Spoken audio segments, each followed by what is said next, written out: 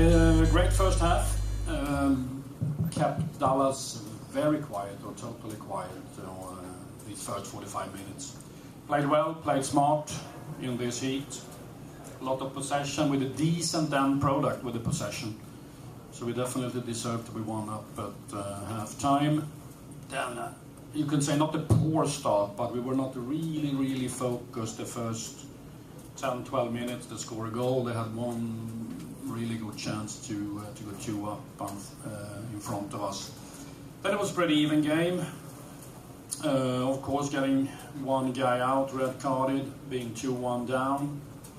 It's a good comeback then, the last 10 minutes. I think we fight it really well and show a lot of passion just to get a tie, which we definitely deserve today.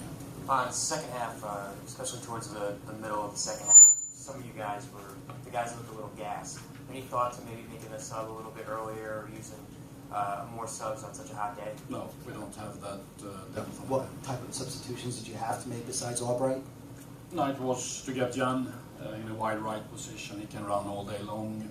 We had hoped to make an earlier switch to get Dane up front with his space to see what he could do against the two centre-backs, but then he got red carded. But we stayed unless with two strikers who played 3 central midfield players just to try to go for a tie. Take us through the 2 FC Dallas goals and the breakdowns that look like that happened in the back four. I think the first one is a deflection. Almost the same goal as we scored. The second one, I haven't seen the replay. It looked very easy. They had it across and they could score. It just looked that we were watching that header across the 18-yard. It looked cheap. Coach, you mentioned the bench is weak.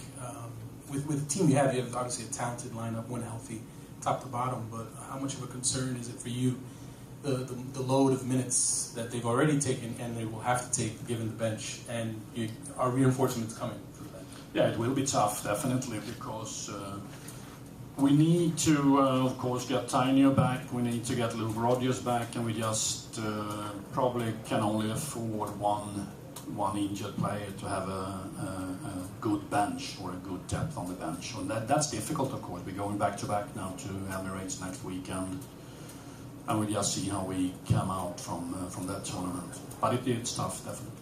And are reinforcements? Are you expecting any signing this?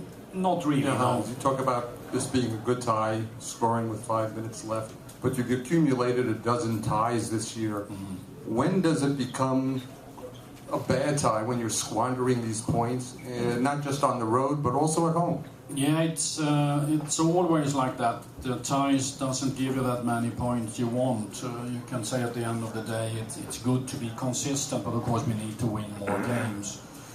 But it has been, as I said before, quite tricky season so far for us with the Gold Cup, with some injuries, the fatigue players coming back from the Gold Cup.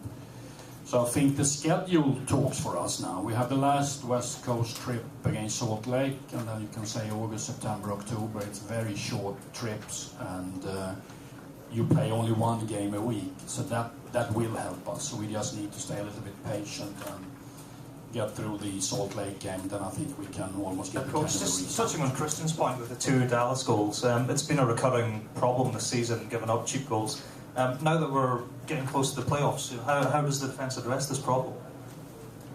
No, I think we have done very well until perhaps you could say the second goal today. I would say the last 5-6 games we've been happy with our set plays, because I don't think we have conceded one goal the last at least 4 or 5 games. So we have really worked on it and get back to more of a marking man-to-man against wide free kicks and corners. So that has been good. So probably you can say this one was the first one in 4 or 5 games. But I need to see the replay before I can analyze it. Can you just talk a little bit about the partnership between Juan and Thierry up front? And it seemed in the first half they were lacking a little bit of cohesion. Yeah, it's probably takes some time to get the right balance in between them. Agudelo was playing in the first half more of the highest striker, but pretty close to Henry. Henry was only dropping, defending against Hernandez to get him out of the game. But Was it not the really rhythm you want between two strikers? That's just to be fair and honest to say.